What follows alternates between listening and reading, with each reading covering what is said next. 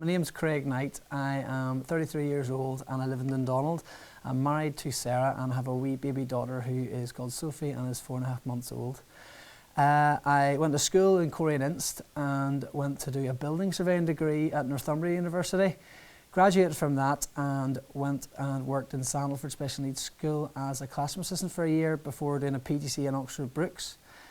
Qualified from that and worked in White Abbey Primary School for 6 years. I'm now in Dundonald for the last couple of years and I did the Masters, graduated from the Masters there in December of 2017.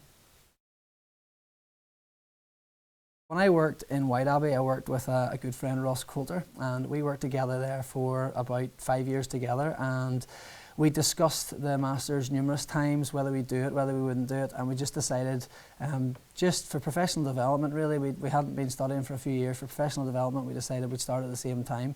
So I graduated in 2017, he's away overseas at the minute, but hoping to graduate this coming year.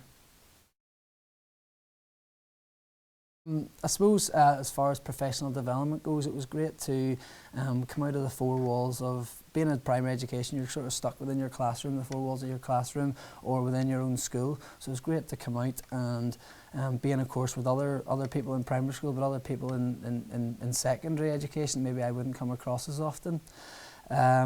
Reading into literature that I would never have done before, international literature, that was great to sort of read into aspects that I wouldn't have thought about before, and then trying to bring that back into my own practice.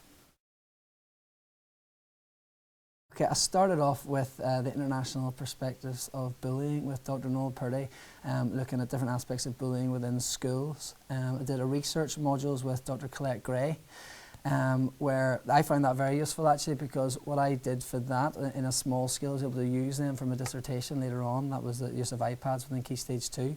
And I also did Gifted and Talented with David Ryan. I got a credit module because I'd done a PGCE, so that was an extra 30 points already there, so I didn't have to do the fourth module. I only graduated in December 2017 there, so only a few months. It hasn't changed my career path as yet, but I think it's great just for future possibilities. If I want to go into something in the future, I think it's great to have that under my belt. I suppose at the start, a Masters can seem quite daunting if you're working in a full-time job and thinking about could you fit it in, but I really enjoyed it. After initial fears, I really enjoyed it.